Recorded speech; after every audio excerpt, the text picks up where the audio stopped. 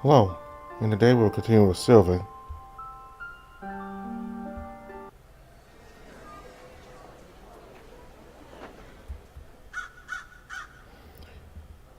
By the time we went back to the house, the sun is setting, giving it an orange glow. Fewer people are walking through the streets, as most of them are probably on their way home. The kitchen is as we left it, shutters closed with Mikhail just dead at the table. I whispered to Atnar to avoid disturbing the sleeping fox. Should we wake him? He doubtlessly has official duties to attend to at home, so we better do for his sake. The wolf walks behind the fox and gingerly massages his back. He coos in a soothing voice, trying to wake him gracefully. Lord Mikhail, you have to wake up now. It's late. I'm up. I wasn't sleeping. He leans forward and rests his weight on the table, nearly fainting again. He stares bleary-eyed at Atnar and me. Oh, you got your new clothes. How nice. Yeah, Atnar picked them up for me. I know you paid for them, so thank you. Atnar opens the shutters, letting the sunset light up the room. With great effort, the fox pulls himself fully to his feet. He teeters over to the stove, still looking quite a lot like a zombie. It looks around in confusion. Tea, sweetener, no? You probably left the sweet leaves in your sturdy again. I will get them for you. The fox grumbles, digging through various pockets until, with a aha, he withdraws a small keyring he entrusts it to the wolf, who quickly bounds up the stairs. He grabs his glasses sitting on the table, taking his time to adjust them till they sit firmly on his long nose. I step up to the very vulpine to lend a hand, but I hope when he pulls a number of odd trinklets from his bag and cupboards. There's a kettle and a stand for it, a small clay bowl with a hole in the side, and a metal baton with a wooden handle. Mikhail then lethargically goes through the motions of preparing a pot of tea, though without any water. I expect him to go to the stove, but instead he sets up sop on the table. How does Mikhail intend to make tea, and more importantly, how does he intend to not burn the house down? Should I intervene? He looks like he's liable to pass out mid-fire making, and that tablecloth looks like it would go up like a matchbox. Then my eyes simmer as he retrieves two glistening crystals from the satchel. The pair emit their own light, one red and the other blue. Their scintillating beauty absorbs all focus as though the world has vanished. I watch as he casually holds the blue crystal above the open pot, tapping it with the metal wand. In a moment, the glow dims and water flows out of the stove as though it were a squeezed sponge. It takes a second, but I finally realized what I'm seeing and have to rub my eyes for a double take. There's actually water flowing out of that crystal, and much more than it could possibly hold, even if it were made of pure ice. Now transfixed for no reason, I poke Mikhail in the arm, now taking my eyes off the crystal for a second. What? What is that? Water, stores water, tea. With the kettle filled, Mikhail pulls the baton away and the water flow ceases with lingering moisture remains on the rock seeps, backing like a sponge until it's bone dry. But is it porous? The blue crystal is dimmer now, still glowing, but its luster is diminished. He then lifts the kettle up and tosses the redstone into the clay pot. Afterwards, he seals it inside by setting the kettle back down like a lid. He inserts the rod into the hole and presumably makes contact with the crystal. He immediately begins radiating from the makeshift boiler. I can even see flickers of firelight through the thin seams around the pot and wand. Mikhail leans away from the setup, waiting impatiently for the pot to boil, while I inspect it with great interest. So the red one's fire? Yes, fire. And this one, normal? Tea? No, this tea is not common. We got this one imported. Not the tea, the crystals. Ah, the crystals. Yes, the crystals. Are they magic? Yeah. Yes, crystals, magic. Crystals, magical, yes. Stores elements inside them. And you use them to make tea? Mm-hmm. He fetches he fetches a tin from his pack and scoots out with a silver teaspoon a few clumps of what appears and smells like black tea. I studied the arrangement he's got going here. I can't believe it's real. Wouldn't it be easier to put the crystal directly in the water? Probably. But I'm trying a few different approaches, see if I get different results. I want a better understanding of how these crystals work. Huh? I just keep staring. In less than a minute, steam is erupting from the kettle spot. Mikhail pulls the baton back out, just as the teapot's threatening to whistle. He sets the rod down before moving the kettle aside. I lean over to see the red stone inside the clay. Having a dull red color and no heat emitting from it, it must have run out of battery like the blue one did with the water. I thought you said you didn't have any other witch relics. What about these? What do you mean? The glowing rocks. Why can't we just open the gate with them? No, these aren't relics. They're elemental crystals naturally occurring. While I try to wrap my mind around what I just heard, I watch as Mikhail pours himself a cup of tea, steering to cool it. He's about to take a sip when his face sours, evidently remembering that it isn't sweetened yet. Our conversation is interrupted by the heavy footsteps of the wolf descending the stairs. He presents the fox with a glass jar, packed tight with whole leaves inside. Your study cannot remain as it is, Lord Mikhail. It's just a disorganized mess. I could barely find a sweetener. Yeah. The fox disregards him completely, focused entirely on finishing his brew. He retrieves several dried leaves from the jar, far more than is likely necessary, and crumbles them into a powder over the teacup. Once satisfied by his sugary beverage, he indulges with a satisfied hum. Is he always like this when he wakes up? Before he gets his tea, yes. The foster man is silent for his reverie, and Adnar and I just wait awkwardly for him to finish. He's taking long, deep, greedy sips, and then he goes for seconds. I cannot believe he used actual magic rocks to make tea of all things. Why are you so hung up on witches if he's got stuff like this lying around? Now that hits the spot. After downing his third round, he sets down his cup and slaps his face to banish any lingering fatigue. With a wide yawn and a stretch, he finally regards me. So, where do you two get up to while I was resting my eyes?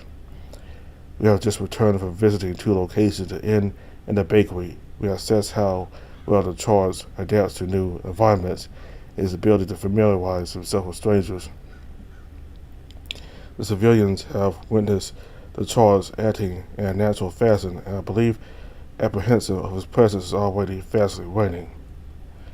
Excellent news. Getting out, satisfying public intrigue. A very good plan, Sir Adnar.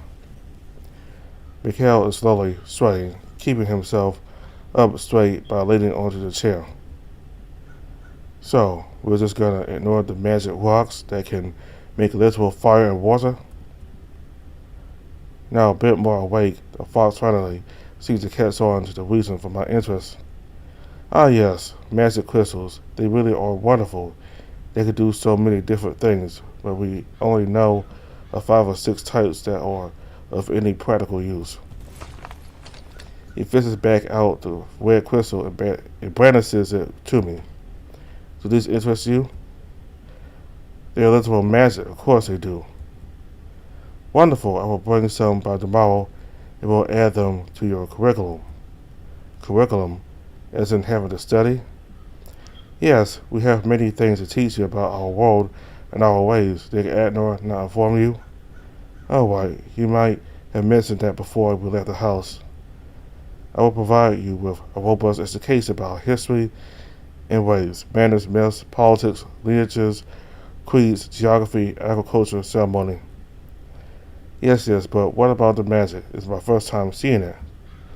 Of course, I'll teach you all we know about the magic crystals. Through our lectures, you will be able to ask me any and all questions that occur to you. The fox smiles, eyes closed with a subtle grin. Initially, I thought he was just satisfied with his spiel. But he's ready again. I'm worried he's fallen asleep while standing. I don't think a few cups of tea is enough to counter 2 days of non-constant work, not to mention he's only had a few hours of sleep. Are you sure you're alright? I am astounding. Thank you for asking. Just give me some time, and I'll be right as rain again. Now tell me, how's your first day out in our civilization? When I started with the clothes, Adnor took my measurements and went out to get that sorted for me. I was worried I was going to whip them at first since I still can't control my claws, but Adnor clipped them for me, so I... He what? He got me new clothes. No. After. What did he do after you received your new clothes? Did he trim my claws? He looked mortified and rounds on the wolf. How could you do that? Why in the elder's name did they have to be trimmed? They were immaculate. And more importantly, why did you wake me so I could document it? Huh? What a terrific moment to miss out on. I can't believe the luck. What a terrific moment to miss out on. I can't believe the luck. He furiously mixes up another cup of tea, gulping it down in one go. Did anything unusual happen? Did his powers flare up again? Is he hurt? Did he tear the house down? Lord Mikhail, calm yourself. You missed nothing. It was just a cloud trimming. But we can't be sure of that. What if the Aether twisted round to him subtly? What if the Aether twisted round him too subtly for you to notice?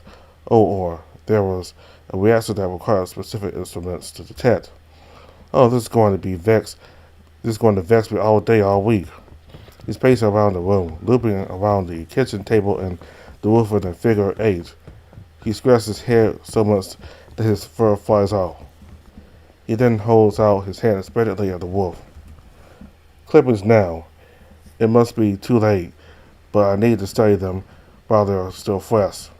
Yeah. I did not collect them. There are normal clawed clippings. Nothing unusual about them. Mikhail looks away from the big wolf. The gas of indignation that escapes him is beyond theatrical. They are Sylving claw clippings, and transmogrified into a new form. There's nothing ordinary about them. I don't care what you've done with them. I must have them, immediately. They're upstairs in the vanity. I neglected to discard them. And just like that, the fox is dancing up and out of the kitchen. We can hear him scuttling about above us, creating far more noise than seems appropriate. With our eyes glued to the ceiling, I tilt my head towards Adnor. He can't be serious. I'm afraid that when it comes to his lordship's curiosities, he's always serious. But the clawed clippings, that's a bit gross. Perhaps where the word gross doesn't cross his mind when it means he can learn more about your kind. You also may have noticed that when he's tired, his behavior becomes a bit erratic. You mean more than normal? Just let him be. He'll tire himself out soon enough. The fox goes back down the stairs, holding aloft a small bottle filled with the clippings. I'm glad you didn't get rid of them, Sir Adnor. This will make for an excellent addition to my Sylving collection. Now, if you need me, I'll be in my study for the rest of the night. I've got plenty of experiments and documentation to do. He's going to pull another all-nighter. He's insane. No, Lord Mikhail, you have to go home. You have your official duty to perform. You need a proper night's rest in your bed. If you're... What? I'm perfectly alright.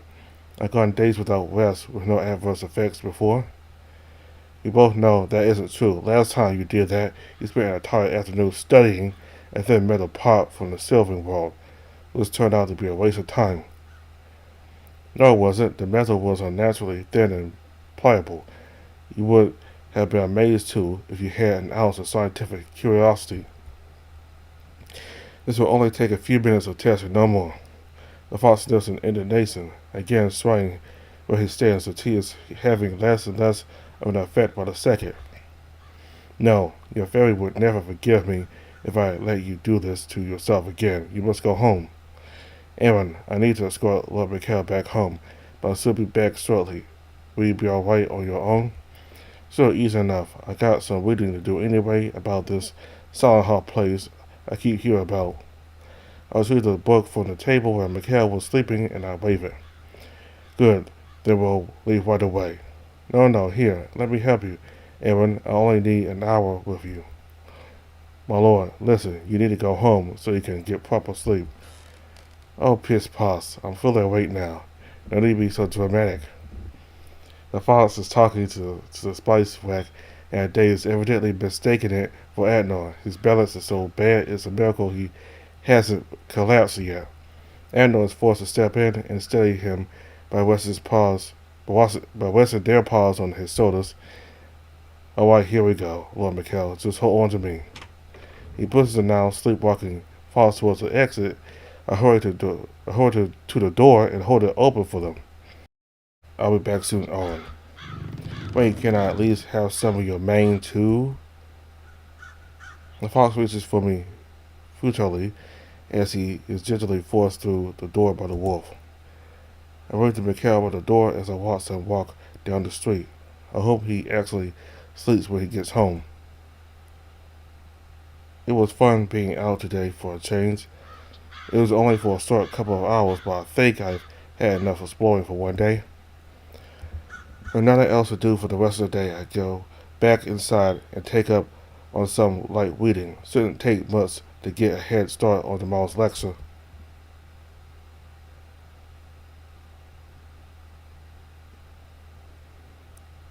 The creature was described as being incredibly tall, with a dark hanging mane. In the midst of a storm, the family endeavored to catch the horrible monster.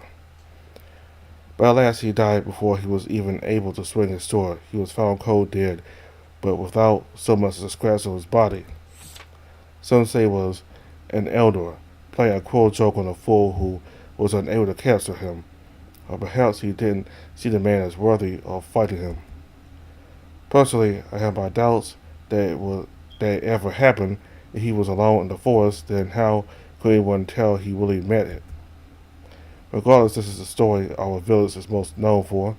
It's talked about to this day, even in other kingdoms. The attention from the possibility of elders living in these woods nurtured the growth of our home over the past century, to the point that we've been able to diversify the workforce and expand the fields to accommodate a growing population. And that is why, ever since we have had a tradition of hunting this mythical beast believed to still roam these very woods. None have been successful in catching it, of course, but many claim to have spotted it in the distance. The goal of the actual hunt is to see who can capture the largest prey, and the winner of the hunt is granted the title Hunt Master. With how much this event has grown in recent years, due in large part to the ever-growing crowd of visitors, the festivities have been expanded to include games, dancing, smaller-scale prizes, and seasonal delicacies and beverages. Now on to the event itself. The festivities are centered around the staging grounds where hunters first set off in search of their prey. The crowd enjoys feasting, music, and dancing while awaiting their return. Make it stop. It's been hours. Hours of Mikhail going on and on about this village. He's been giving me no time to breathe or think or digest any of what he's saying. It wasn't so bad at first, but he's got a nasty habit of going into unnecessary detail. It's so bad I can't even remember the big picture stuff that I was supposed to be learning. He keeps using all this jargon too, names and places I have no context for and likely never will. I tried asking what those words mean a few times, but that only provokes a new winding lecture or a completely irrelevant tangent. I'm too scared to ask any questions anymore. Whenever I fantasize about getting caught up in an adventure like this, I never imagined it would involve rote, so much rote book learning. I might as well be back in high school. After when the winner is announced, Mikhail, please, it's been hours and we haven't even had a break. It's hard keeping everything you said so far in my head. If we keep going like this, my brain will literally explode. My apologies, Aaron. I thought that since you're a Sylving, you wouldn't have any trouble learning about this place. I'll remember to note your current limit for taking in new knowledge. I must say, I'm surprised you have such low endurance of memorization. Rude. If you rather dictate the pace of your education, then we can do that. Do you have any ideas for our next topic? Finally, I thought he'd never give me the chance. Can you tell me more about those magic rocks from yesterday? It's my first time seeing something like that. Of course, I was going to discuss them next, after going through the basic history of our village, but we can have a look at them now. That was basic history? I felt like I was studying for my master's degree. The fox takes up his satchel and presents me with a small pouch. My energy inverts from 0 to 100 in an instant. I've been looking forward to this all day. Mikhail hands me the pouch, and I immediately pull it open, beholding the kaleidoscope of radiant colors dancing within. Each of these crystals contain a different element, reflected by their dominant color. While there are a greater number of crystal types across the world, these are the most commonly used. Red is fire, blue is water, cyan is ice, yellow is light, and green is air. That's pretty simple. Knowing which one is what it will be easy. So how do you use them? Oh, that part is so fascinating. Do you want to drab, short memory, or would you rather hear the full extent of my knowledge and acquire a crystal clear understanding? The first part. Mikhail looks both caught off guard and disappointed, but he quickly composes himself with tugs on his collar, letting out some heat. I guess he really wanted to give a whole lecture on magical crystal theory. There are certain crystals in our world that are naturally capable of storing a specific energy force or substance within them. When exposed to a specific metal, this attribute reverses, expelling the stored product. Allow me to demonstrate. He sprays his palm, asking for me to return the pouch of gems. I do so, and he walks towards the window. He then closes the window shutters, darkening the room significantly with only a single stream of sunlight peeking through. Next, he extracts a yellow crystal and presents it in the metal baton from yesterday. Then he simply brings the two together, and the moment the wand makes contact, the crystal's glow intensifies. The effect is soft, radiant, and warm, filling the whole kitchen. It's not as bright as I was expecting, akin to a dim bulb threatening to go out, but it's still brighter than a candle. This one here is called a sunstone, containing sunlight as its element. You may have noticed larger ones of this variety around town being used as street lamps. They absorb sunlight all day long, and they keep our town well lit into the night. How did he get the light inside it? He puts the baton away, and the room goes dark again, and like before, the stone's normal emissive glow returns, somewhat dimmer than before Mikhail's demonstration. He pivots the shutters of the window to allow thin rays of light to breach through. He then holds the stone aloft in one such strand, and I can see the light from it is wholly absorbed into the stone. While there are countless factors that influence how the absorption process works, and that all that is needed is for the crystal to be exposed to the element it stores. As a mystical rock goes down its fill, its luster grows and grows until it returns to its original brilliance. With enough time and exposure, it will reach capacity, at which point it will not hold anymore and become inert, much like any container.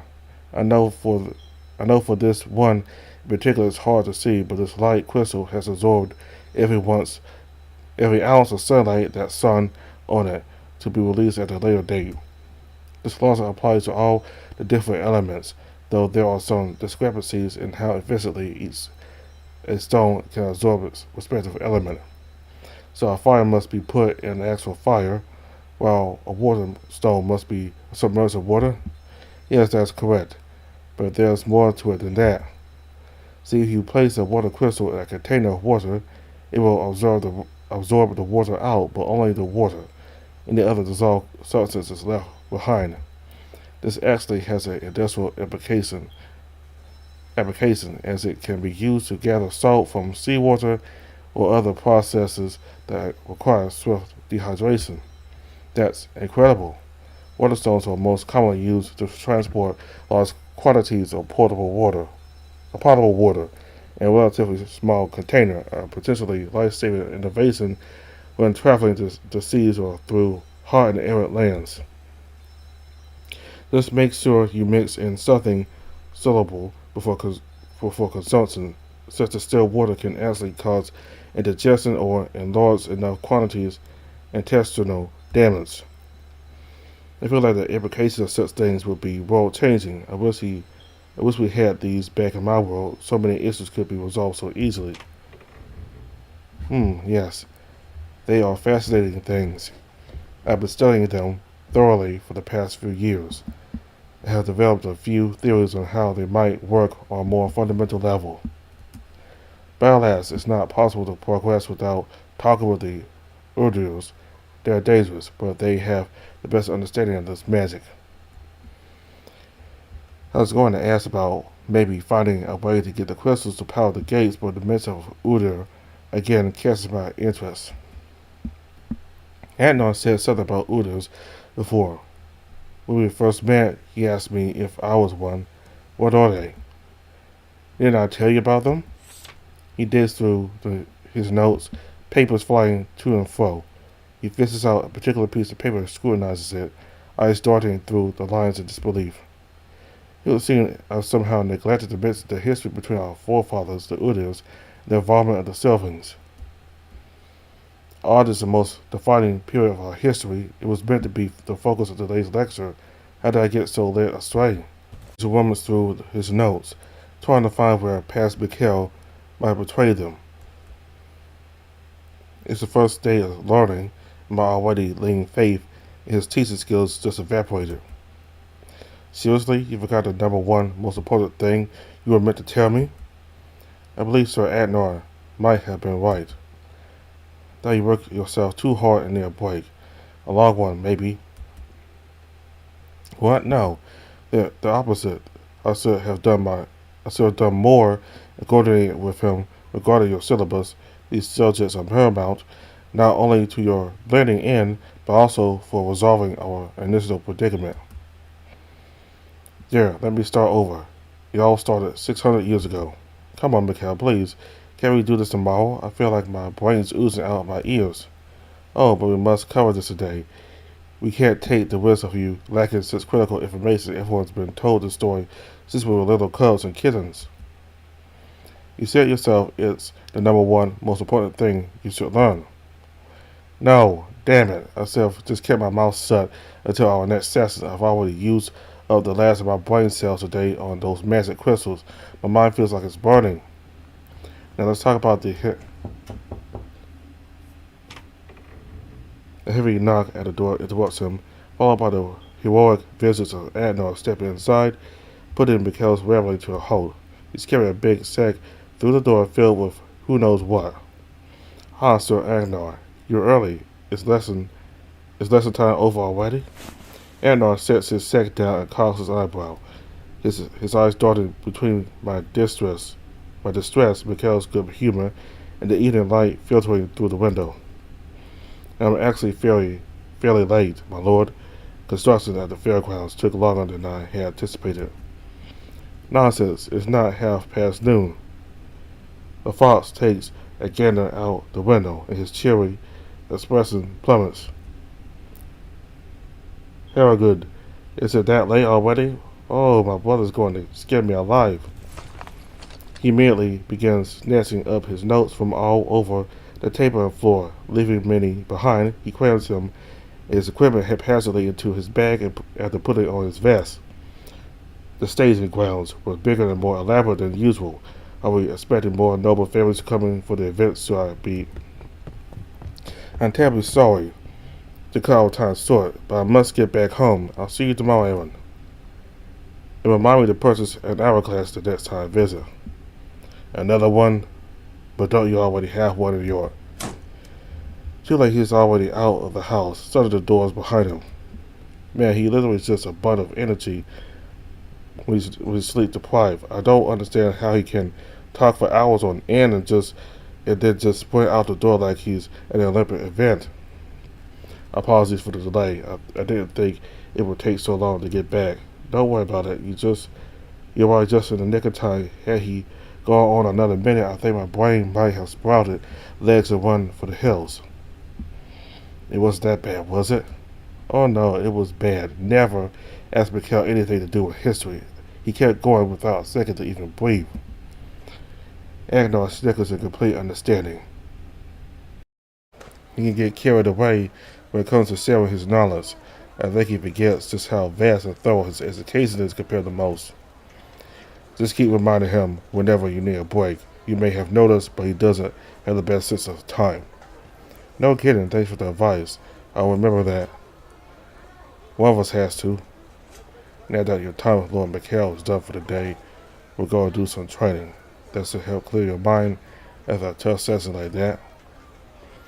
When you're ready, we'll head out and I'll show you to the grounds where we'll conduct today's lesson. I will take responsibility for teaching you how to properly use your new lion physique. Right, I've been itching to stretch my legs all day. Alright then, we'll leave right away. Agnar hoists up his cargo again and holds the door open for me. I pose a question as I step out and down the steps. What you got in the sack looks heavy. Just some tools and leftover supplies from the morning labors. They're actually stored where we're going, so we won't need to make any detours. The streets are bustling as always. I look to both sides of the crowd to see if there's any room for us to slip through. Agnar is a big fella.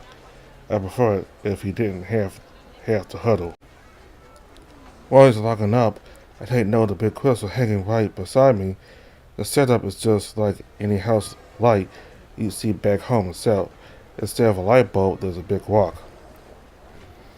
How could I have missed this before? It's pretty big, about the size of a watermelon. Mikhail said they need time to absorb the light. If they emit all night long, then they probably need the whole day to recharge too. Reminds me of the solar panel problem. They only charge during the day, so you need to stockpile all you can get for the following night. I actually worked with solar panels a few times at the tech store. I bet there's some similarities between them, even if in a magical sort of way. As we walk down the street, a few people cast glances at me. It's not as obvious or as many as before, so it's easy to just ignore them. Finally, just one of the crowd. It's astonishing how capricious public opinion can be. I get the sense it would only take a minor slip-up to wind up back at square one. But no more of that. Today, I'm going hands-on training with the legend himself, Agnar, the fabled werewolf warrior of Dalsted. I'm so excited. I think back to when I first met Mikhail and that almost unnatural speed at which he fled from me. If he could run at that speed despite presumably being an unfit noble, then I must be able to manage the same flow now that I'm a dire like them. But I'm a lion man, so maybe instead of primal speed, it's feeling free reflexes and dexterity. Kinda leap like a cat, always land on my feet. Will I be able to sprint up walls, cling from the narrowest edges, and balance on a post like a kung fu master? They call it parkour, right? Superhuman. Why like parkour? That sounds like a neat superpower. I could be happy with that. And Nora can keep the super strength for himself. I grounded myself, looking forward to whatever Ednor has planned for me. I took him out. It took him all day and some yesterday too. I bet it's an obstacle course with like rolling logs suspended in water, and maze of spinning boards, a wall-running section, and a field of posts that I'll have to leap over while he throws water balloons at me or something. Whatever it is, it's gotta be more fun than Mikhail's endless history lesson. After crossing the bridge, we take a sudden turn to the left where the road splits into two. We're approaching a small hill, and I get the sense of our destination is just on the other side. My anticipation grows. I can barely contain my excitement at what's in store for me, and we clear the hill, only to be met with a janky old house or a questionable raised foundation. It's seen better days. It doesn't look like anyone's lived here in a very long time. In complete disrepair, it looks as though one moderate gust of wind could blow the whole thing over. Here we are. This is where we'll conduct your training. This actual sack that's not fit for anything but demolition. When he said we're going to a training ground, I was at least expecting a place where the local warriors spar, or archery range or something. This is just some hermit's backyard. Are you sure we should train here? It doesn't look all that safe of a place to do it. Yes, Aaron. I've been using this place myself for my own training in the past 5 years. You'll be fine as long as you don't climb inside the building. But it looks deserted. Where is it even supposed to be? It was a barn that was abandoned long before I arrived at the village, but it's free for anyone to use. He dusts into the space under the house and stores the sack inside, only to return with a shovel he fished out from it. The farmers use it to store old or worn equipment they aren't using anymore. Anyone's free to come by and borrow what's inside. He drags himself across the ground, walking backwards as he marks a straight line in the dirt that is several meters long. First, we need to carefully figure out exactly why you're having so much trouble walking. I assume that you did not have issues in your previous form. Yeah, I didn't have any disabilities. Walking was easy. I wouldn't say I was the most graceful about it, but it's not like I was turning heads or falling over all the time. Alright then, let's see what he can do. He gestures to the line, and my eyes dart from him to it and back again. Walk the full length of that line, one step in front of the other, as steadily as you can. You must be joking. No, I'm not. This is where we shall start. I'm not that hopeless. I know how to walk. Your walk doesn't look natural, and more importantly, you don't walk like a noble should. The excuse that your illness has impaired your steps is quickly wearing thin. Everyone has seen how quickly you recovered now. Hey, yeah, why are we telling everyone I'm a noble? Isn't that an unnecessary risky detail?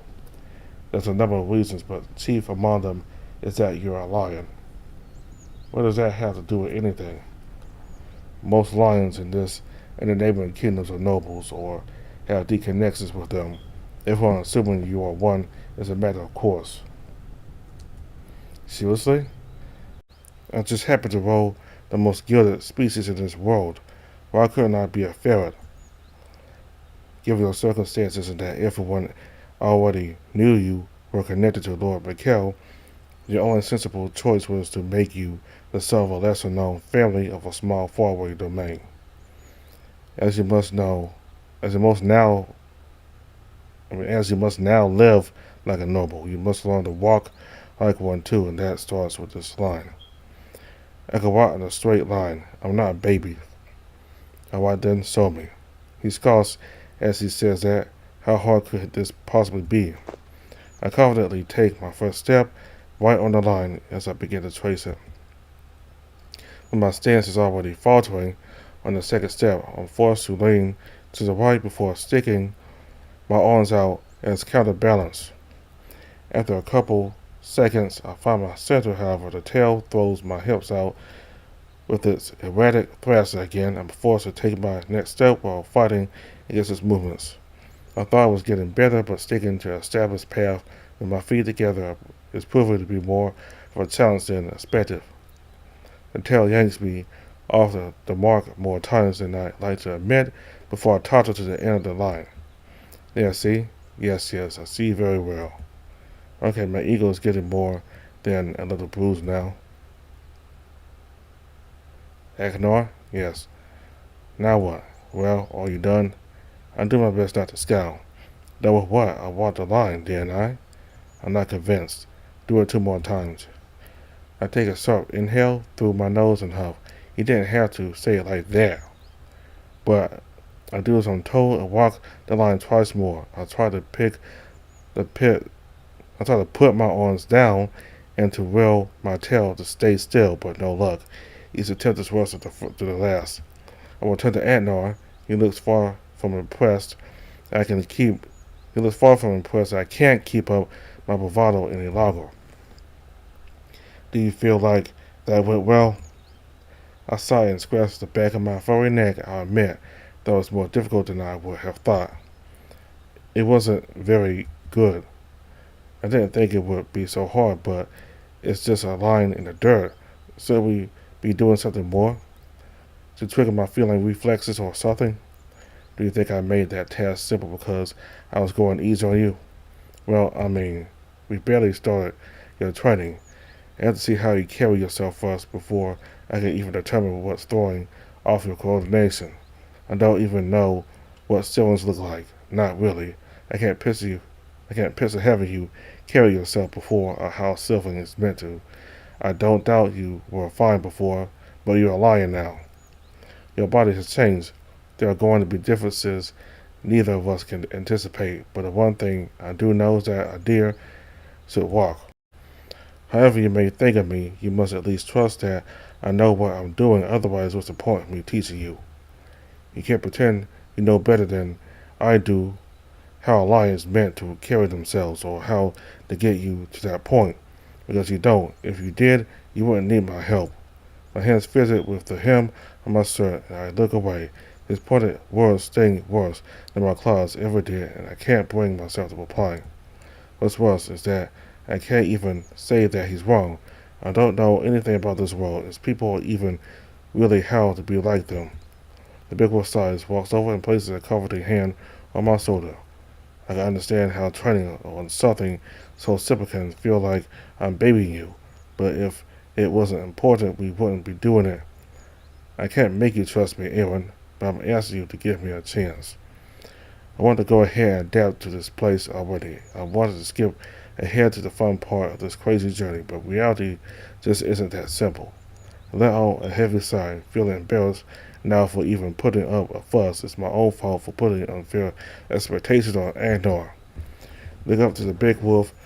I shake off my inner thoughts and put my stubborn pride to the side. Okay, I'll follow your training, no question. Thank you. Andor moves back to the line, standing in front of me, his hands outstretched.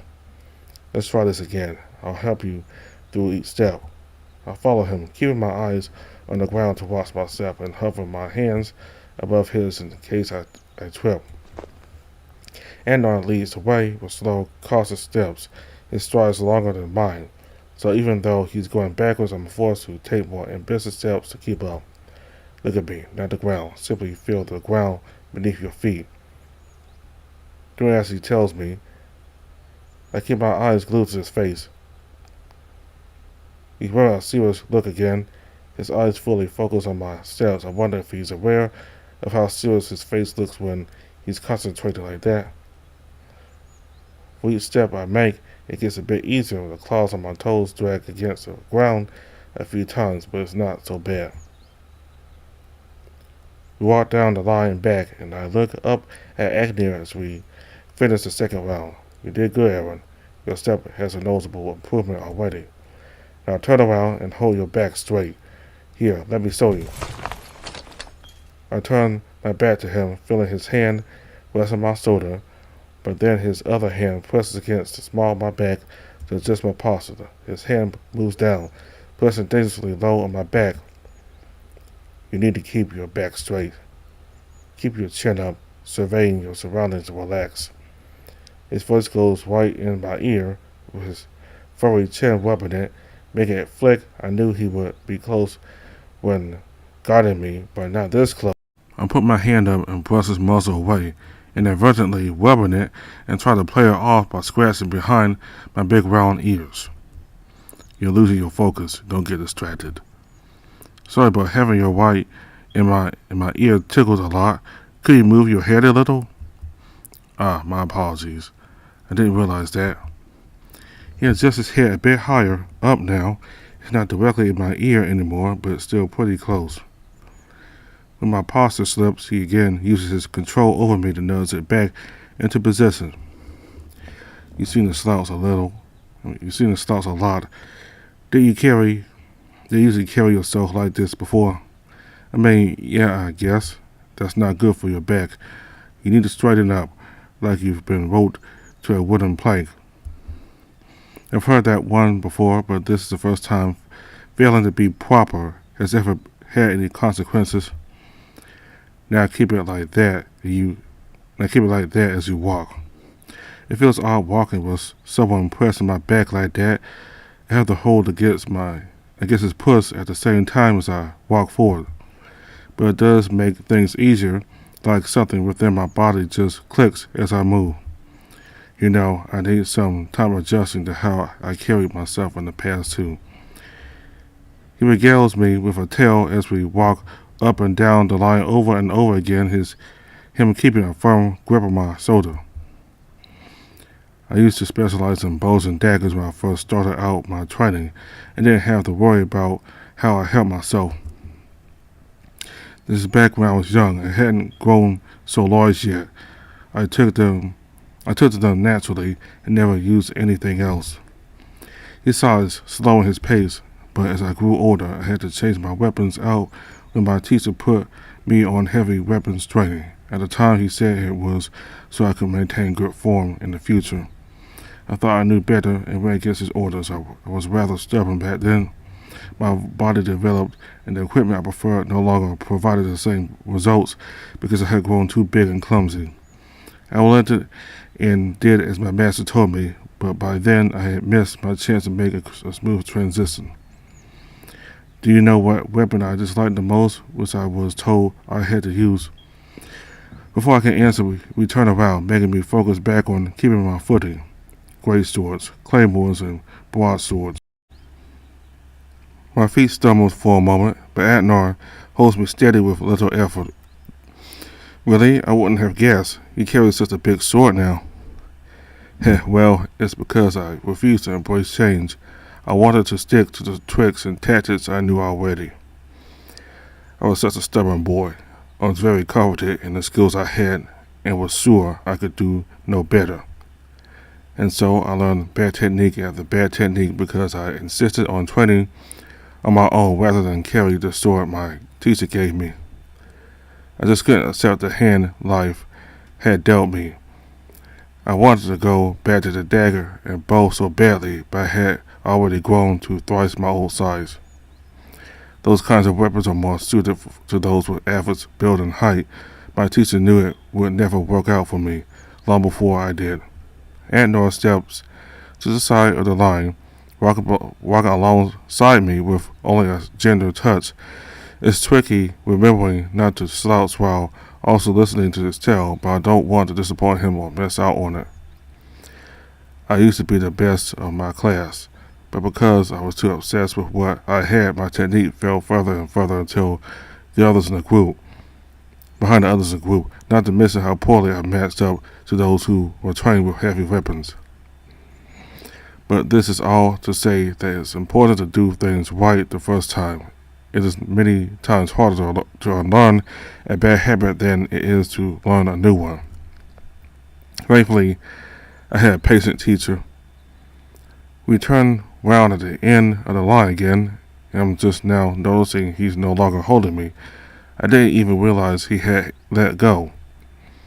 One cannot be afraid to adapt to the world or the way their body changes. You can't force fate to change. You can only roll with the punches. I turned around and walked the line for the last time, and for once, I think I actually managed to walk it just right, though the tail sort of spoils it by moving around still. There you go. You made a marked improvement already. I step off the line and puff my chest out proudly. Good enough to pass for a noble? It's better, but we've only just started. Now let's move on to the next exercise. Oh, come on. Not you too. What's wrong? I thought you were excited to do more. Yes, but can't we take a break first? My head's still reeling from Mikhail's history lesson. Yeah, that's a good reason. We'll take a quick break before we continue the training. I make my way to the shade of a nearby tree next to a broken wooden fence. There's some logs stacked nearby, so it gives the space a nice, secluded feeling. Agnar stands on the ground in the warm sun, with a wide stance and arms crossed as he looks around. I follow his example and soak in my surroundings, take in the view of green grass and thick forest in the distance. I look up the tree, seeing the sunlight flicker between the leaves. Lowering my gaze, the old watering barn takes my full attention. The roof is missing in places, and a shutter barely hangs on by a single rusty hinge. I'm surprised a building so worn down can still stand. I tilt my head back and close my eyes, enjoying the cool breeze and the sound of birds singing coming from above. After a while, Agnar approaches me and interrupts my peaceful relaxation. During our little exercise, I notice that your tail's movement is rather unruly. It has been like that since day one. It never listens to me, no matter what I try. You have no control over it? None. I never had a tail before. It's pretty new to me still. I know cats are meant to use them for balance, but humans have always gotten by just fine without them.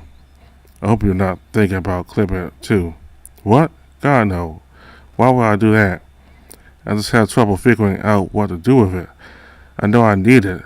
I'm not desperate enough to amputate it. I sigh and allow myself to calm down. The more I try to take control of it, the more it freaks out. It's like it's trying to sabotage me. That will explain why you struggle to keep your hips in line with your feet as you move. But as you correctly pointed out, it is something you need, just as much as your arms, legs, and ears. It is there to help with balance as well as to provide fluid motion. But it is also connected to your motion, like your muscle or your ears. Your tail is a way of expressing yourself, consciously or not.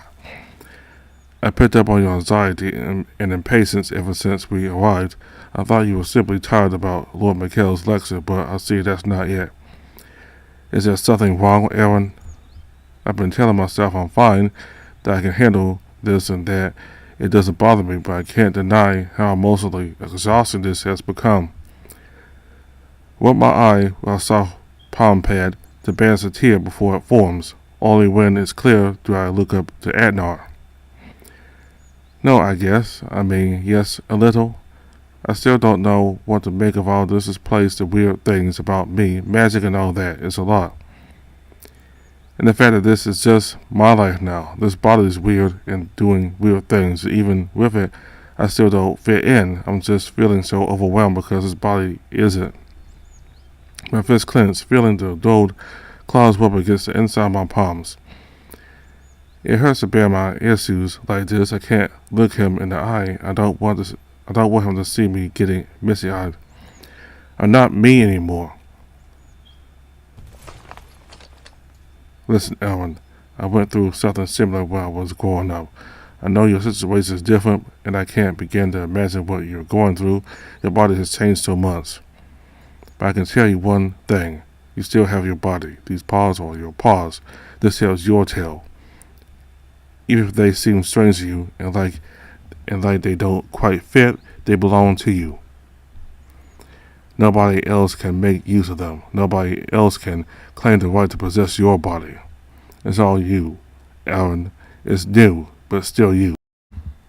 It's really weird to think about it like that. I kept calling it the tail this whole time, but I never really thought of it as truly mine. My tail, huh? I take hold of it in the middle, petted the fur down to the fluffy tip as I lay it in my lap. It's such a strange sensation, the haptic feedback of an entirely new body part. I just stare at the my tail as it makes its own small flicks of movement. Could I try something? I have an idea that might help. I'm sure. What do you have in mind? Want to see if we can't stimulate its muscles. Maybe we can hone your feline instincts, give you a better understanding of it. If I were to pinch the tip and you focus on it, and you focus on how it reacts, you might find some control over it. Pinching my tail with his size, just be careful when you do it. You're pretty strong and might crush whatever bones I have in there. The wolf just rolls his eyes sheepishly. It's just a pinch. I'm not going to tear her off. It'll just be enough for it to flinch. Be sure to pay close attention to the sensation of it.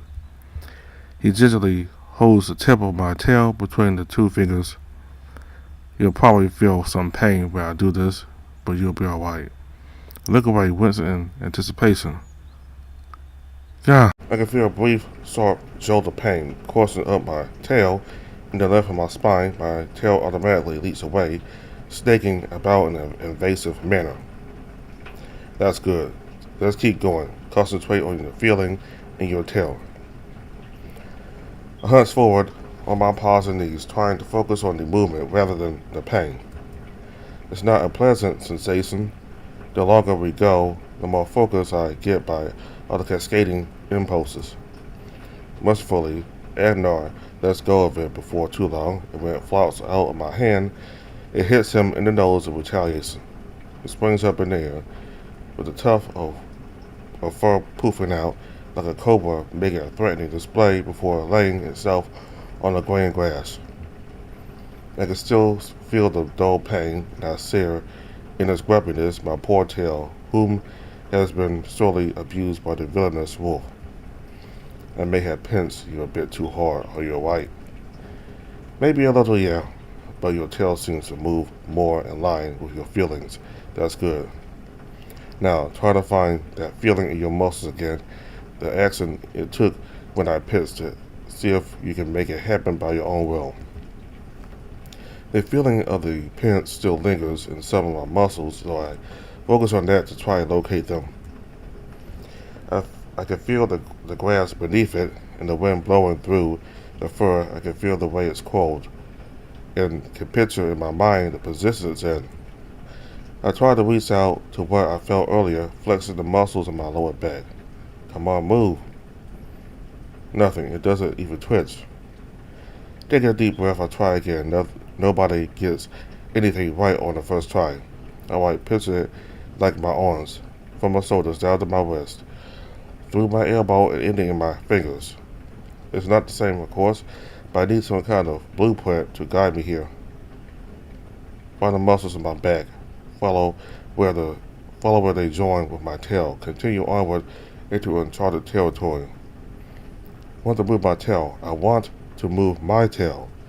I can do this. I'm in control. Wave my hand. Wave my tail.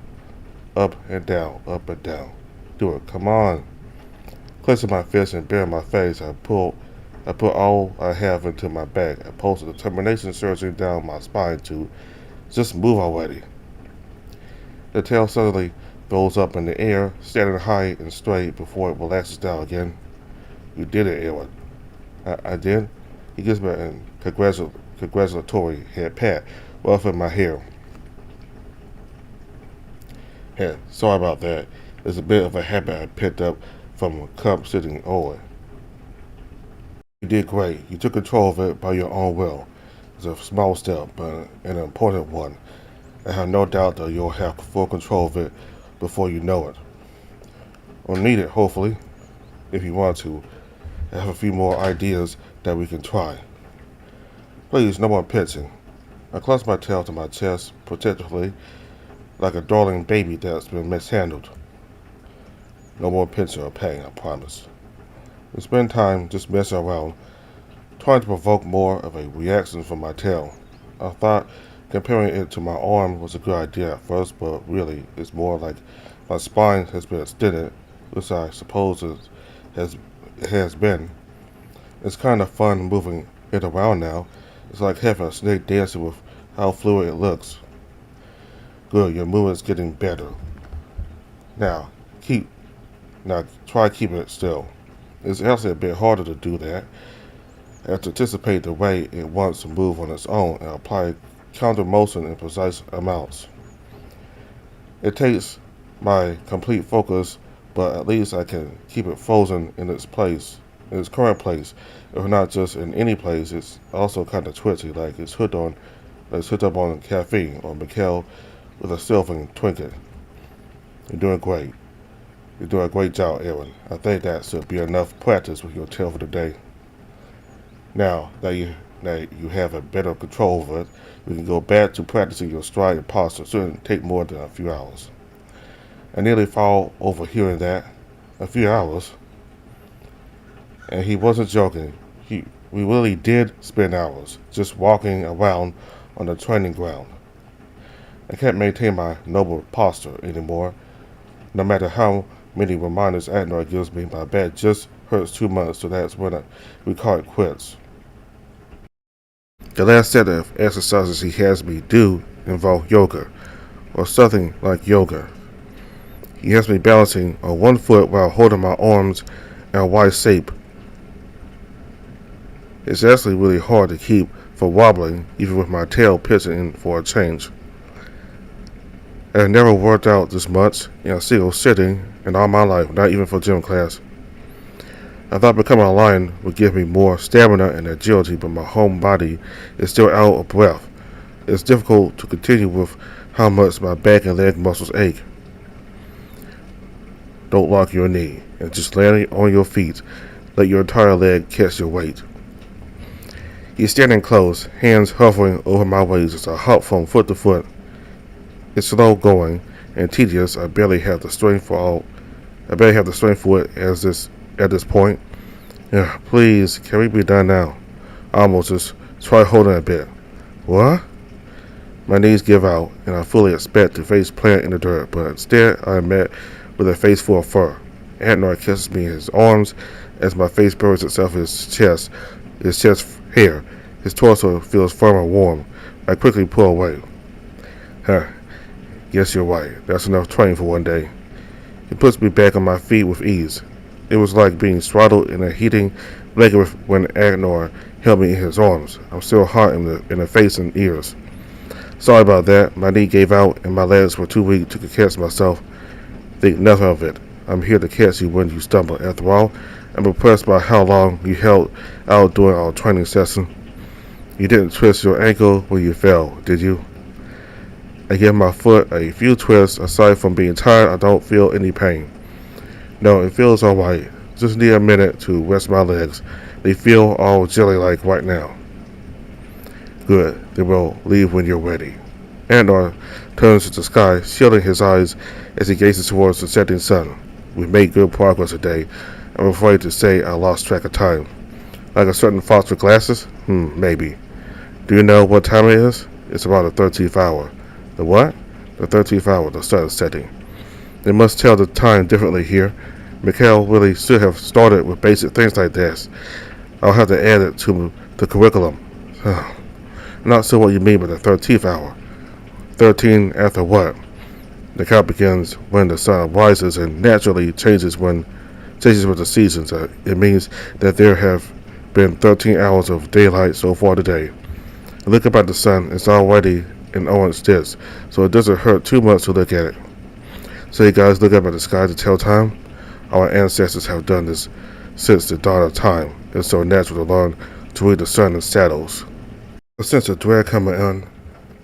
I'm gonna have to learn this too, aren't I? The wolf gives me an apologetic smile, pretty much confirming it. No, don't worry. I'll make sure to remind Lord Mikhail to go through it tomorrow.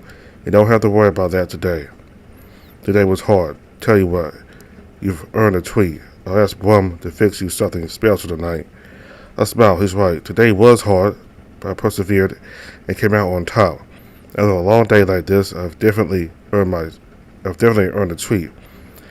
Hey, would it be alright if I go there with you? I would like to stay and eat there this time. Going back to the house doesn't sound all too appealing right now. I feel like I spent way too much time there. I've been working all day, so I might as well live a little and be there when it's full. Are you sure? There's probably many there already. Having supper, we might not be able to get a table with how crowded it usually gets. I know, but I'm honestly looking forward to that. I want to see how it's like, and they might not even notice me in the crowd.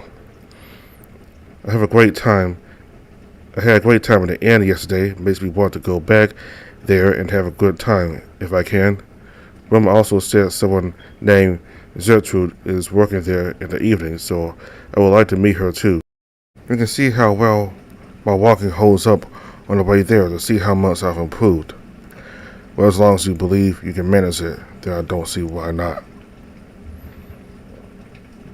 We return to the village and weave our way through the streets. The evening light casts long shadows and the crystal lamps aren't lit yet. We get to the street, the Golden Hills Inn, having only passed a few others. My legs are pretty tired, but I can definitely feel that my stride has improved. I didn't recognize it before, but I had a wide and awkward gait, like I had been riding a pony for too long. There's still some swaying at times, and my tail doesn't always behave itself, but at least I'm upright and stable. I'm pretty lucky for getting so much help from the big wolf. Don't know how far I could have gotten if I had been on my own. Just as we were about to hop up the steps, a rabbit burst out the door. He wears an apron like Jacob, with traces of white powder stuck on it, about the same height as well, just being just a little shorter than me. I remember that they talked about Jacob's dad yesterday, so this must be him. I could see some gray fur patterns on him, having some resemblance. He looked straight up at the big wolf before his piercing stare drifts away. Evening, Soren. I heard your pretzels are selling well this year. That's good. The rabbit's nose curls a bit, blatantly ignoring the wolf standing right before him. His eyes then bore straight through me. I flinch and shrink away. His cold stare scares me somewhat. You're that twisty little out-of-towny everyone can't shut up about. He looks me up and down, seemingly unimpressed by what he's seeing. He's shorter than me, but his attitude and powerful build are enough of a warning not to mess with him. The grumpy rabbit rolls his eyes and dons the most smug, unimpressed look possible as he stares me down. Never heard your favorite name before. Son of a thing, I suppose? Nothing but a low-born wannabe spunk. Soren. Adnor takes a step towards Soren, towering over him, but the rabbit is completely unfazed by Adnor's warning chide. Instead, he keeps his focus locked on me. I don't care what it's like where you're from. Here, lions have some self-respect. Ours don't butcher their manes. I reach behind my ears to feel my soul. Mohawk-like mane. I guess lions usually have more fur around their necks, but it's not like I chose this. I just came here. Oh boy.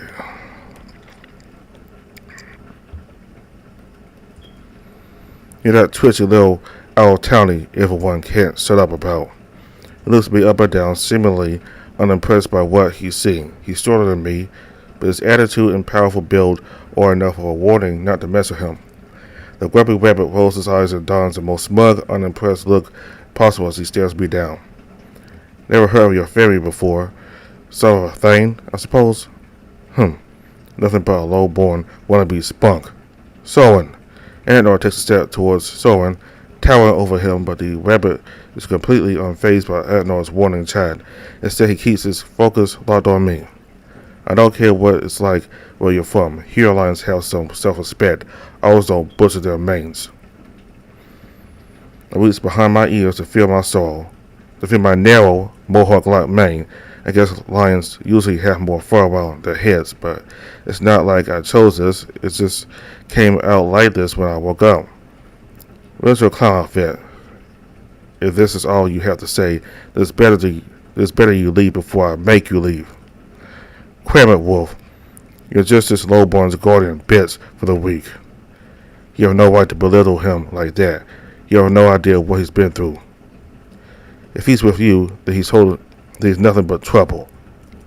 Andor stands firm and starts growling loud as he shows his teeth, his hackles raised and muscles tense as if he's on the verge of punching someone right in the muzzle. Soren, you can't keep spitting on everyone I associate with just because of your beef with me. Then stop wasting my son's time with all your flights of fancy and leave him be, and stop wasting my time as well. Before this turns into a brawl between the two of them, a familiar big bear opens the door and greets us warmly. Oh, Lord Aaron and Adnor, good to see you two this evening. He gives me a curt nod before stepping outside. He's carrying 2 sacks of what I can only assume is flour over one shoulder. Here you go, Soren. Same as always. Brum passes down the sacks, the rabbit hefting them with ease one over each shoulder. Quick as he came, he's already hurrying down the street, huffing as he trudges away from the inn. Man, what a grump. I can see now why Adnor wanted to avoid him so much yesterday. He's a real piece of work. Brum catches the door as it was lazily swinging shut. He dusts off his paws to clear them of any remaining flour and regards us. So, what would the two of you like to eat? I'll see if there's a clean kettle laying around somewhere. No, not this time, Brum. Lord Aaron would like to dine here this evening. Ha! I'm glad to hear it. My cooking must really be southern, huh? But I'm afraid all the tables are taken, and I don't think any will be available for a while. This is the busiest time of the day. There are 2 seats by the counter, but I'm sure our Lord here would rather have a proper table to eat at. What's wrong about sitting there? I mean, the table would be more comfortable, but it's not like it doesn't have its own charm. I don't mind sitting at the corner. I'm honestly not that picky about where I sit. That's why I like to hear. Glad to see a lion like yourself ain't afraid to get comfortable with a simpler folk. If you insist, then we'll take our meals by the counter today. Alright, come right in and I'll lead you to your seats. He leads us around the crowded seating area to the bar. Already I'm kind of overwhelmed by all the smells, sights and sounds inside. So many different entrees, animal kinds, partying, drinking, and laughter. Some tables are laughing, others weeping and commiserating. All in all, it's really loud. I also can't help but notice just how many dire are the size of Adnor and Brum. Okay, maybe not all the way to Brum's size, but still the majority may be what I consider normal, but giants are far from uncommon. After Brum has led us to 2 vacant spots at the end of the bar, he walks behind the counter and makes his way into the kitchen. I'm sitting at the end of the row, leaving Adnor to take the seat next to me. He wasn't kidding. This place is really packed. This is nothing compared to how it'll be when the hunt begins. While we wait for Brum to return, I turn in my seat and take to people watching. I try to be subtle about it, not focusing on one person for too long. Men and women, short and tall, thick and thin, hairy and scaly, all under one roof. I can even count how many there are in the crowd. They really are a bunch of party animals, all having a good time enjoying the place and its drinks. Look around to take in the revelry. My eyes pick up on a set of flowing golden locks weaving through the crowd like the wind. I turn back as I hear Brum come out of the kitchen wearing his usual big smile. Alright, my lord. Do you know what you like, or would you like to hear what we got on the menu? I didn't really think about it. Think about what I want. I'm pretty much down for whatever's given to me. What would you recommend? Is there a house special? Well, you saw I just got my bread for the day. If you fancy, I can carve out a loaf and make your bread bowl lapscouse. Antnor's ears flick upright. He sits up straighter and snaps his head as if he'd just spotted the world's biggest tennis ball. You made lapscouse? Antnor's tail is wagging like crazy, hitting my hips with his fluff. He must really love this dish. Yeah, I did. Got a good deal for the meat from the butcher recently. Stocked up on the fixes for it since it's been a while. I know how much you like my lapscouse. Sure, let's order that. Alright, so that's 2 bowls. Make it 3. Yeah, of course. It'll be right out. And what you want for drinks? I'll take my usual. You got it. And you, Lord Owen? I'll take the cider I had last time. He reaches under the bar and places 2 tankards on the counter.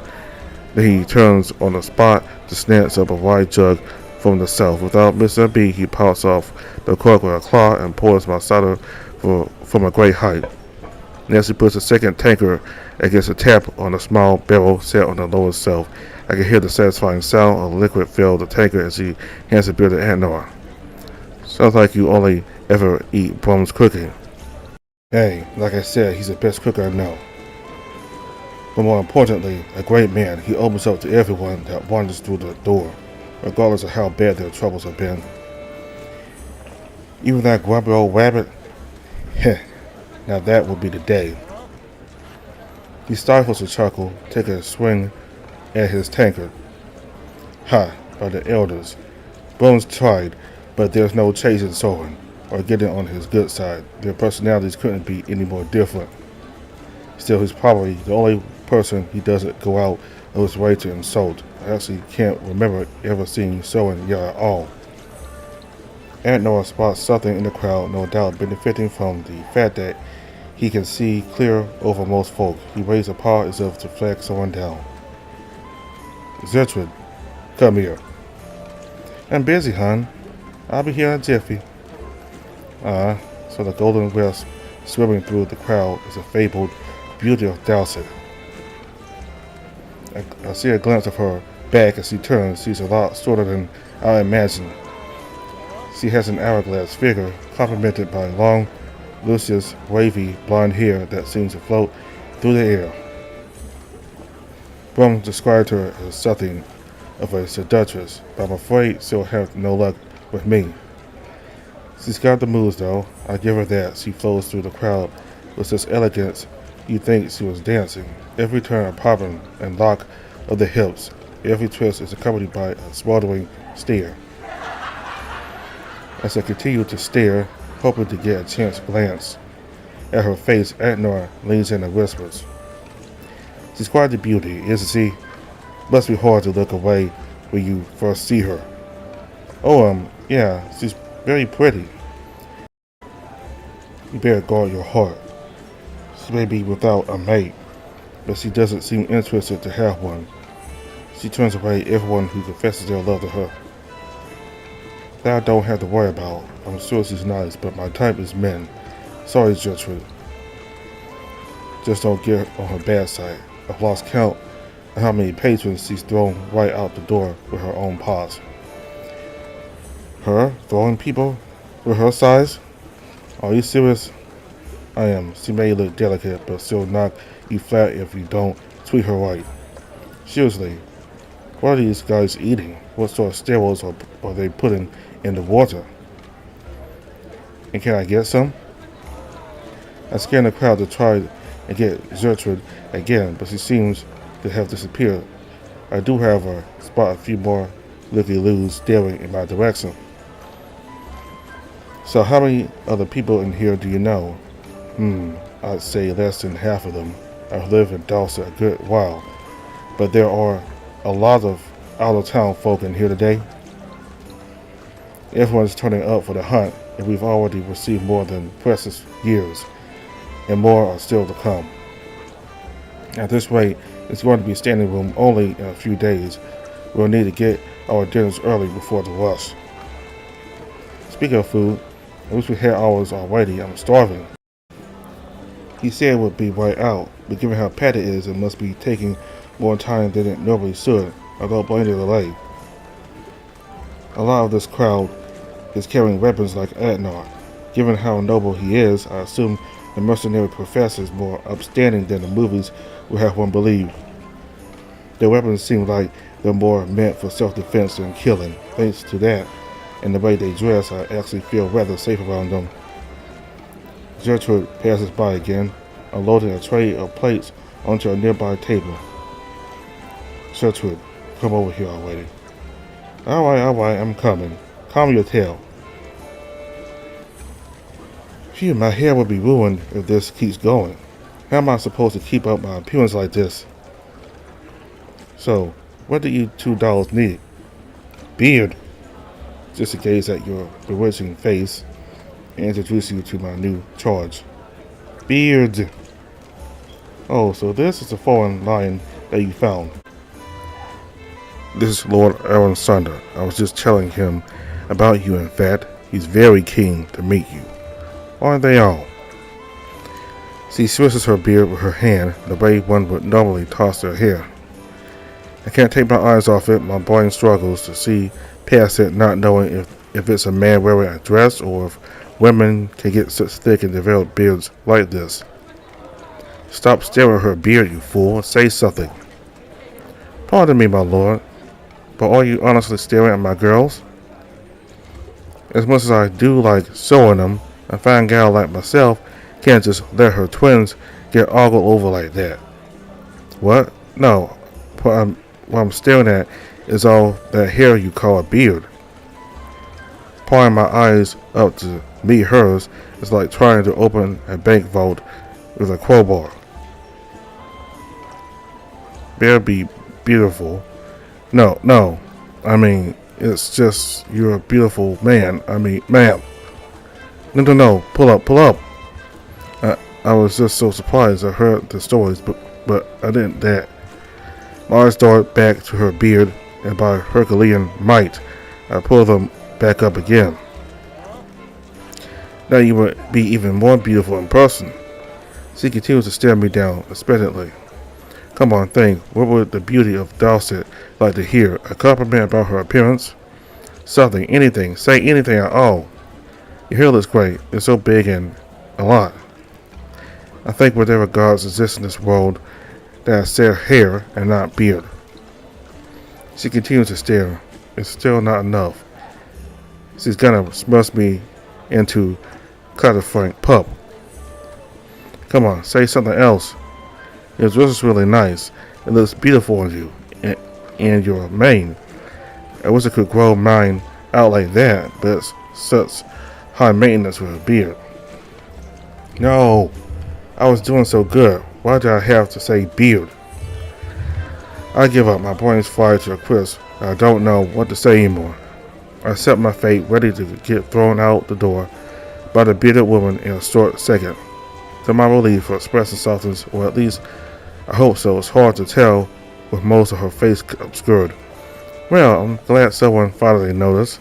I've been trying out a new oil I bought recently. It's wonderful. It gives my locks the lightness of a cloud. Most men don't appreciate just how much work goes into my appearance. I'm glad someone with more refined taste can see it. Oh, thank God. I get to live another day. I'm sorry for my late greeting, Lord Aaron. I'm Gertrude, the maiden of the Golden Hills Inn. Pleasure to meet you. I don't know, honey. You should warn a girl before meeting such a sweet talker of a noble. You know how important first impressions are. He was so quiet at first, I thought he was here only to gawk at me. You always leave them speechless, Gertrude. Some of them could stand to be a little more speechless. Honestly, most of these brutes say such vulgar things at times. She fluffs up her beard, making it more bouncy and fuller. She flutters her eye, or was that a wink? I can't tell when the other eye is covered with her long bangs. I simply adore your mane, by the way. Very avant-garde. Oh, thank you. After Sylving's comments, I'm a little hesitant to accept the compliment, but if I want to keep my bones in my body, I should probably just roll with it. You should find more men like him on your trips to the woods. This place needs all the class it can get. Brum reappears from the kitchen, whipping his hands on a small rag he keeps tucked into his belt. Ah, you met. I was hoping you'd get a chance to say hi to Trudy. He sure did. He's quite the charmer. He really knows how to treat a lady. Good, that she thinks so, because I had no idea what I was saying. To stay in chat, I got an entire inn to serve. They're not going to get their food themselves. You need to hire more help for the hunt, Brum. A gal can only do so much before the dress twists into a knot. I'll see you around, sugar. And stop calling me Trudy. She says around the counter toward the kitchen, swinging her hips in fashion that draws most of the attention in the room, while Brum chuckles, rubbing his tender belt. Heh, she'll warm up to that nickname someday, I just know it. I'm pretty sure she's going to break your hip before then. There's a risk I'm willing to take. The two of them share a hearty laugh together, the bear giving Adnor a nudge on his shoulder. He slips in and out of the kitchen carrying 2 big plates of food. Each carries a hollowed out loaf of bread filled with rich, decadent smelling stew. 3 bowls of lapscouse, ready for eating. And looking to the hearty helping I've been given and swallowed nervously. He's always serves such big portions, but considering Bone's big belly, it might seem like a small serving by comparison. Now, y'all better not leave a crumb after you've eaten your bread bowls. I have to get back to work in the kitchen. Enjoy. He provides us each with a large wooden spoon. Adnor's looks like it might actually just be a ladle.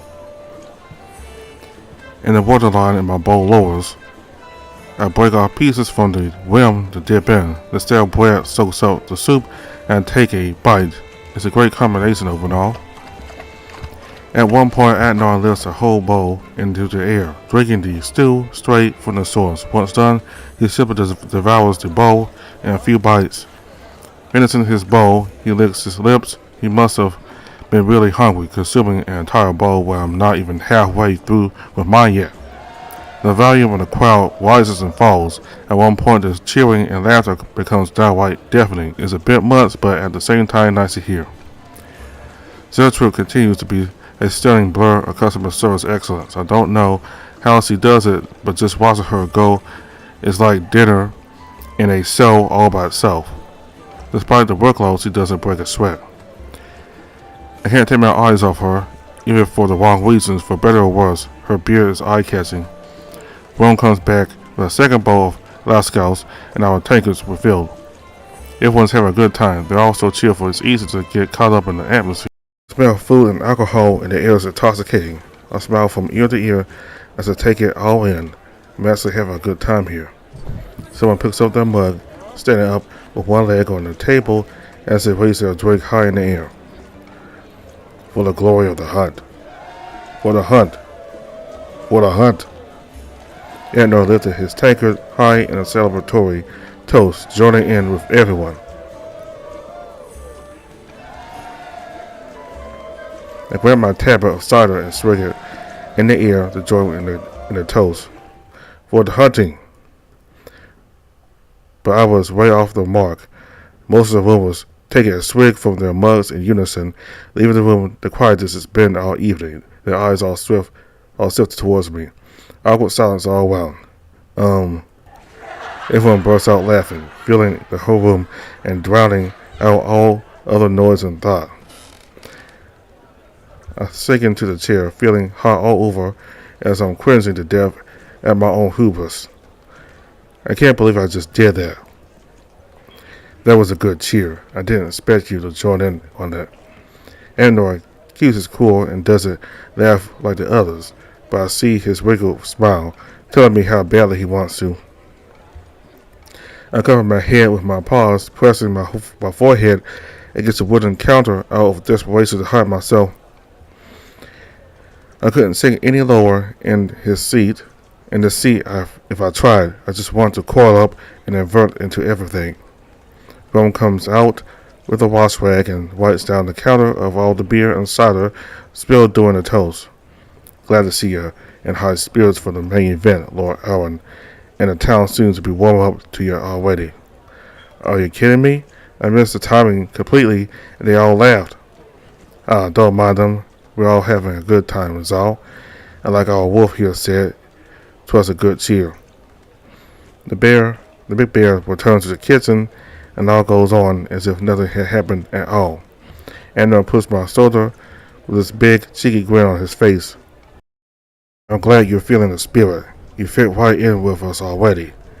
He raised his tankard again, but this time to me. Welcome to Dowsett, Aaron. Despite my cheeks still being wet, I lift my own tankard and we clunk them together in our toast. He smiles and takes a big, long, thirsty chug, emptying the whole mug in one go. We chit-chat in between eating and drinking. The embarrassment from earlier is fading as I return to enjoy my time here with the big wolf.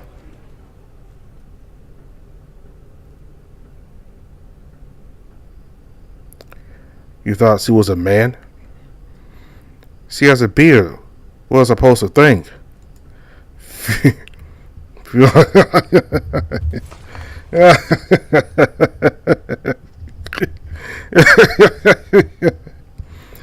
That noise is literally howling with laughter, hunching over as he tries to catch his breath. Good thing that the streets are completely empty tonight, or people would question what's even going on with. Brother Elders, Gertrude, would have plucked your hair bald if you told her that.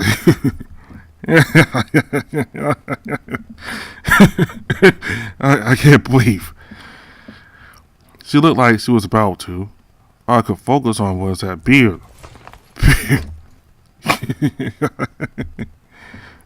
Stop. Please stop. I don't know how much more I could take. But could you just smell it about her? Gertrude's always a woman. Smell her? Yeah. She has the scent of a woman, so it's unmistakable. Is he seriously suggesting I just sniff at her? We don't go around smelling other people back home. For the most part, we can't even notice our own smell. Then, how do you know who's a man and who's a woman?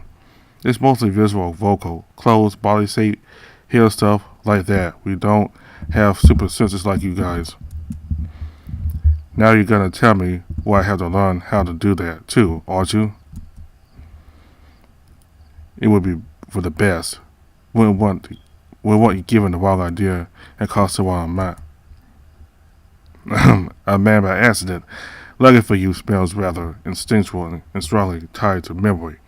I'm sure you'll breeze through it. The light crystals are now aglow with a bright yellow light. I don't know if it's due to their size or some other quality, but they're much brighter than the one Mikhail showed me. It's not all that different from the streetlights back home. Still, just knowing that these crystals use sunlight with magic makes them 10 times more interesting. When we arrive at the house, Antnar stretches his arms behind his back before letting out a massive yawn. Then he begins fishing for the key in his pocket. I follow his lead and stretch my arms behind myself while stifling a yawn. Man, I'm beat. I can't wait to get to bed tonight. The day turned out to be far longer than I thought.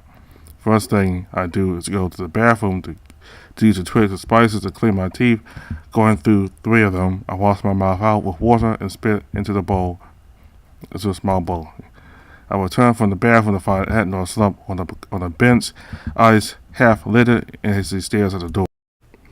I'm about to head upstairs when something shiny catches my eye. It's a pouch of magic crystals Mikhail brought for Alexa sitting on the table.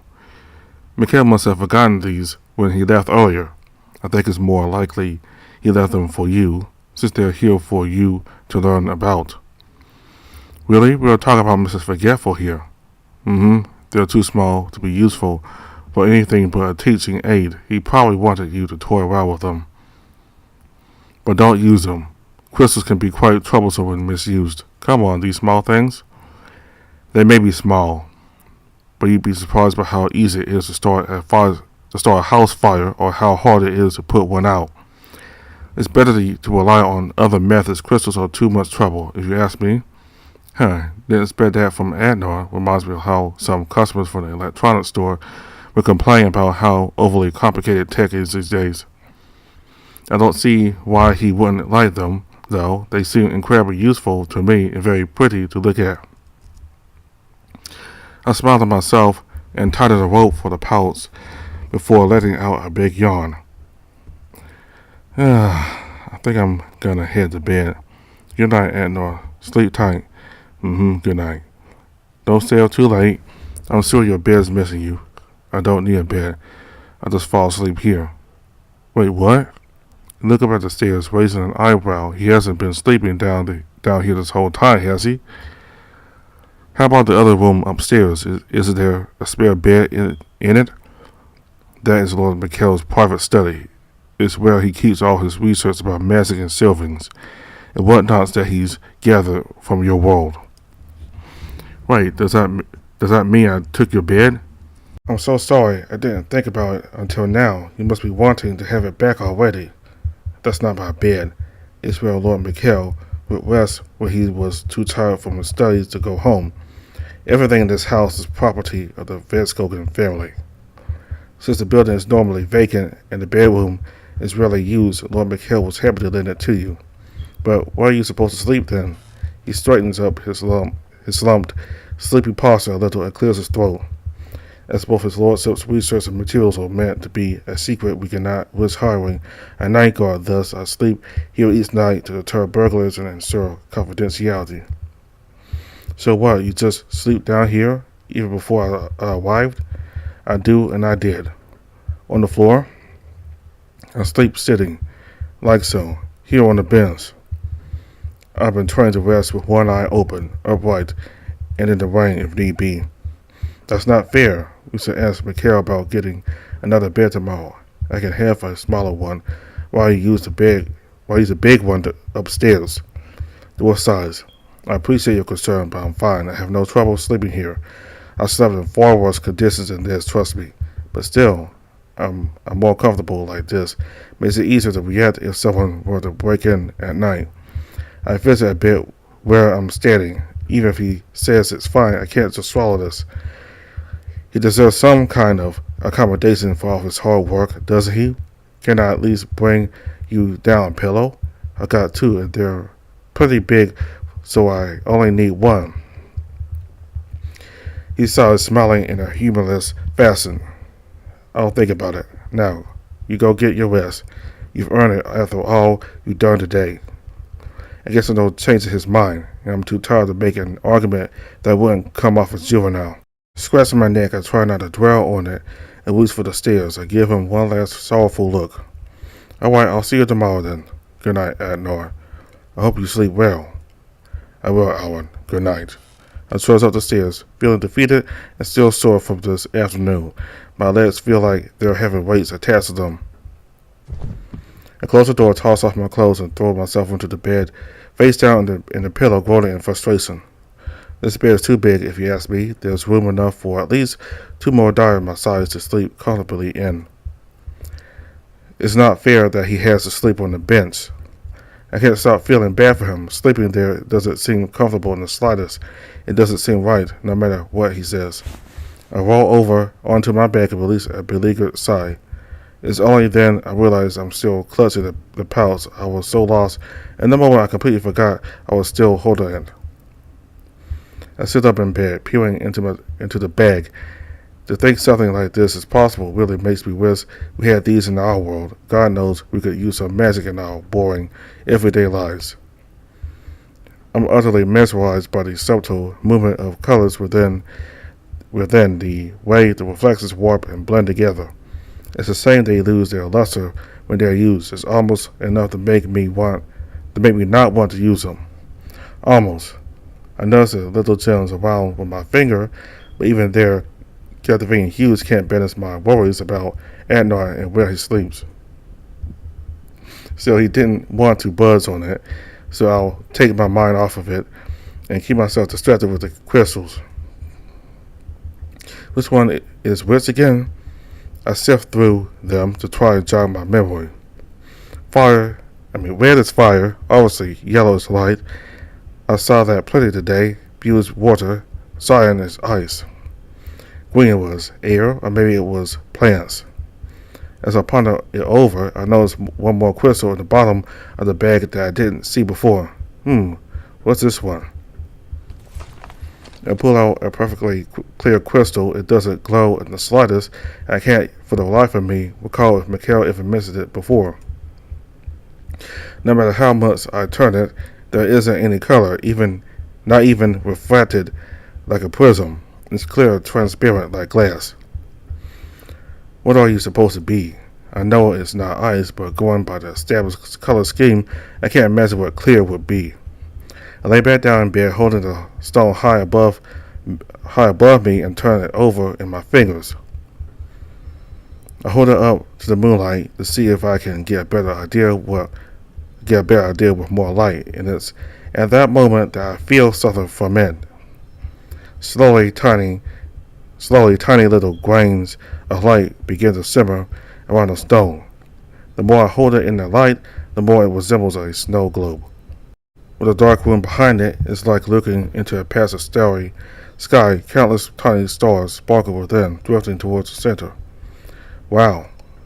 It's magic, real magic, right in my hand. It really is beautiful. Particles fly around it like they're dancing as they go inside. Since it started to react when I held it up to the light, I'm assuming it's a moonstone, a counterpart to the sunstones outside. Mikhail didn't mention it earlier. I'm sure of that now, but it made for a nice surprise seeing just how pretty it is. I could watch it all night, but before I know it, the gentle twinkle of the stone lulls me to sleep. I bring the crystal close to my chest and drift away. To be continued.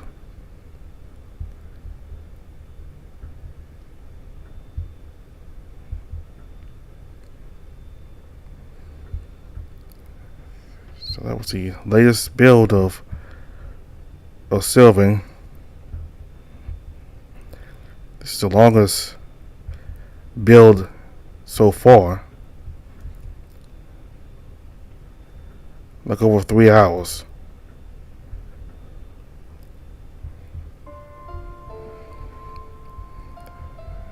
Alright, so here's Brum with Adnar and Aaron. Alright, so those magical crystals there, it makes life more easier for the people here, like for water or for lighting up the town. So, and Mikhail is doing more research on the crystals and the magic with it, and I believe if he keeps his, he's very curious, he's very determined to figure out things to make life easier for other people. So with that determination, I believe that over time he'll create new discoveries and inventions to which the people will be grateful for and make life easier. So I feel bad for him. He overworks himself, yet that still doesn't stop him from wanting to learn more. So, in that training session that Adnar gave Aaron, how to walk like a noble. Since he's a lion now, the lions are associated with being noble, so he had to walk like a noble, and he had to get used to his new body as a lion. He had to know how to use his tail and walk like a lion. So that training went well pretty much. Aaron did kind of whine a bit about the practice, and Adnar had to set him straight. Adnar was quite blunt about it, but he was right. I mean, this is something you have to do since you're in this world. You know, you have to train to walk like a lion since you're a noble, basically now. And I really like Blum. You know, bears. You know, I like chubby animals. You know, and I like chubby animals. I like bears, and you know, this is the fact he's a bear and he's chubby. I like him. His personality makes him. I like him even more now with his personality. Yeah, he's big and intimidating, but his smile lets you know that he's very much friendly and he just wants you to have the best experience at his restaurant. He cooks the best food and he wants everybody to enjoy his food and drinks. So I really like him.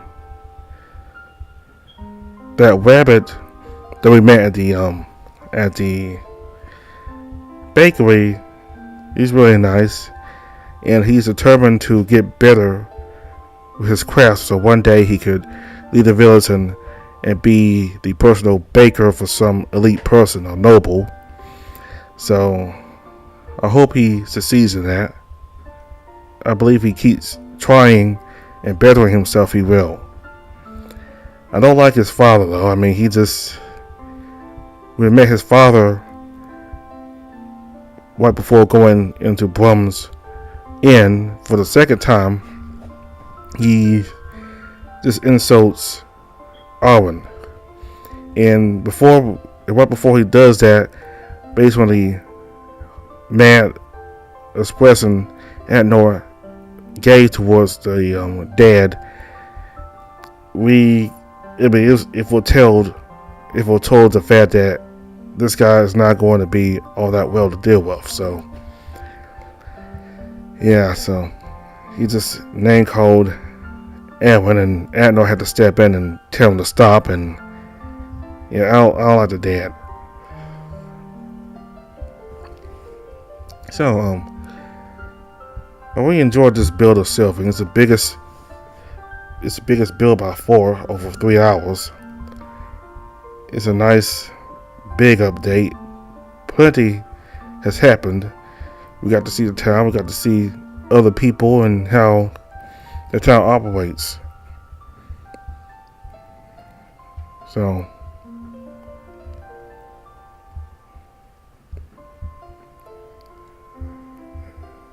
yeah, so